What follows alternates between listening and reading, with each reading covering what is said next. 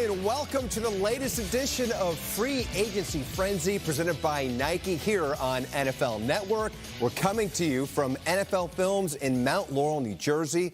I'm Will Self. Of course, the new league year is underway and deals are going down all over the place. Of course, we'll get you up to speed on everything that's happening around the NFL, but I'm not doing it alone on this journey. No. These are the wind beneath my wings right here. Judy Batista, Sean O'Hara, and Kim Jones. You've been with me on this journey. You will continue to be on this journey for 3 more hours. That's not wind, Will. Let's do it. You're right. And excellent point. And we are off. And let's begin with the greatest quarterback of all time. Excellent segue. Tom Brady has agreed to join the Tampa Bay Buccaneers, according to our NFL Network insider, Ian Rappaport. The deal will be for roughly $30 million a year, so get ready, Bucs fans. The GOAT is headed your way.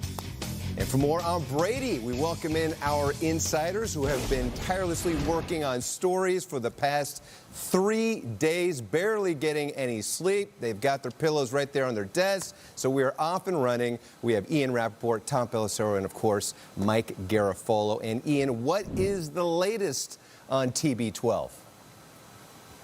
Tom Brady has still not taken to social media and officially announced that he's joining the Tampa Bay Buccaneers, nor, to my knowledge, has he flown to Tampa and done his physical. However, this is happening. Tom Brady is going to join the Bucs. He's going to be the new quarterback for Bruce Arians, and this is something that really is several weeks and actually several months in the making, ever since Bruce Arians just kind of mentioned at the Combine if he was going to go after a quarterback in door number 2, who would it be? How about Tom Brady? They are going to get Tom Brady. It's going to be a multi-year deal. It's going to be up to $30 million per year. A place, by the way, the Patriots never quite went in their contract negotiations. Still not completely signed and done, but this is going to happen, and obviously something we are waiting to be final today as soon as Tom Brady sends out his social media statement, as he did when he said goodbye officially to the Patriots a couple days ago. Meanwhile, another thing that has been going on actually overnight, the Darius Slay trade talks. And, of course, we've known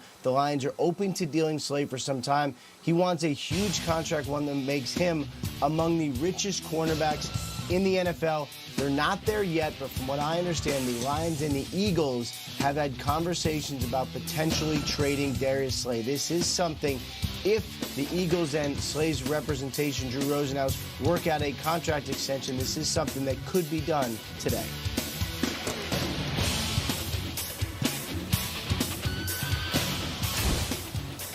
And, Tom, how about for you in terms of how things are being affected right now with what's going on in the world?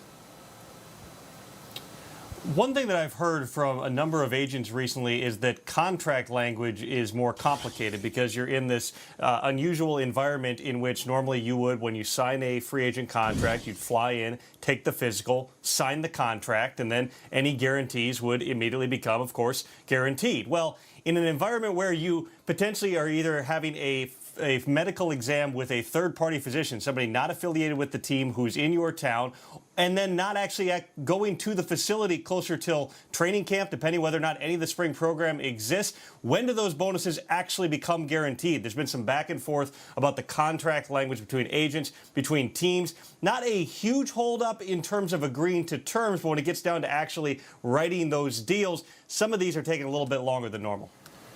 Absolutely, and I even had someone send me a screenshot of a signature, an email signature from a team that said in the signature, we're all working remote, basically. Apologies for any delays in any of the communication. So even the communication itself, because all these guys are at home, you know how much time they spend in the office. They're at home looking around and seeing these people in their houses. They're told that that is their family, by the way. And so everything's just taken a little bit longer in that regard. It's amazing how much impact there's been on all of this stuff and all the communication and all the things. I mean, there's a lot of guys saying, well, I haven't seen the paperwork yet. Well, there's not going to be the full paperwork just yet, like the way that things usually are. So that's why things are slowing down. And of course, the biggest domino that we keep calling of them all was Tom Brady, and that is taking a little bit more time too. And add in the fact you've got the new collective bargaining agreement, which some agents are still trying to figure out the language of all these things and the rules of everything that's going to go in. It's all adding up for this entire process to be a lot slower as far as making these things official and putting pen to paper. And I know no one is more frustrated than the team social accounts, but they're doing a great job of working around the fact that they really can't announce these deals. The Rams so far are the winners with the A'Shaun Robinson announcement. If you haven't seen it, go to Twitter and check it out. Absolutely. He was there on video, enthusiastic, announcing it. So great call by you, Mike G. We'll be checking with you, Tom, and Ian as well throughout the program. So obviously we're living through an unprecedented time right now in our world. And obviously we know the place of football in it at the moment. There's more serious things, but for our purposes here, we are talking the NFL and players. And Judy, this is affecting them because some of these guys can't even go to a gym right now because you can't be in big crowds. Yeah, and gyms are closed all over the country. I think there are a lot of effects we're going to see as the year goes on and probably as we get closer to training camp. Don't forget, I've been told that the expectation is they may not be able to get teams together before training camp, and nobody knows what that schedule will look like. There's a lot going on here. How are players going to get together to work out on their own? Will they be allowed to do that? What will their conditioning be when they get in? As you said, you can't even get into a gym at this point, so how are they going to keep themselves into condition? How are teams going to be able to monitor their work? What happens if somebody gets hurt working out on their own before their contract is executed? And, of course, the big one is the market is slowed for guys who have injury issues. We're seeing Jadeveon Clowney still on the market, Cam Newton, Todd Gurley, perhaps, for trades. Everything is slow because your own doctors can't get their hands on those players to examine them.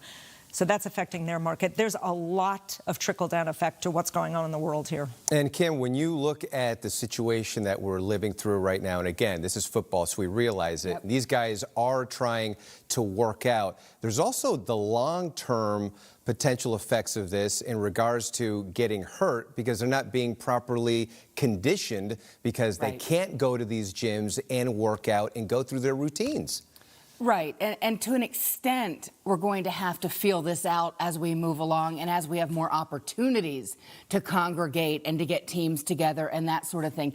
And listen, this isn't a lecture because I think we all agree on this. There are bigger problems out there. And guys, I do want to share this with you. Yesterday, I was on WFAN in New York. I do shows there, but I was a guest with Joe and Evan. They kept me for an hour, which wasn't a problem. I had nothing else to do. But one thing they said to me at the very beginning was, thank you and your colleagues for being on. You've been a welcome distraction. And I said to them, I'm such a wimp. I said to them, thank you, because in my mind, that's the reason we should be here. And league business does go on, at least to some extent, and these signings and agreements and everything else. But the idea that some folks who haven't had a lot to look forward to and can turn on TV and perhaps educated and entertained by us, to me, guys, that's as good as it gets. So I wanted to pass that along to you, and I hope everyone out there is safe, healthy, and also enjoying some NFL coverage. Absolutely. Well said, and that's exactly why we're here, to provide, if we can, just a little respite, something different from what's been going on and what we've been seeing constantly in the days since this all went down. Sean, as you're seeing this all unfold and how it's going to affect players, this is problematic, and also for teams who are excited about these signings, they're definitely muted as well. Yeah, well said, Kim. And I'm going to resort back to kind of what Judy was talking about from the player standpoint. Now, just keep in mind, with this last CBA that we signed in 2011, the offseason has been longer. So a lot of these players are used to working out on their own in the month of March and then showing up a little bit later in April. But to her point, if you've been used to working out at a facility or training with other guys, that goes away. So now you've got to find a way to work out on your own.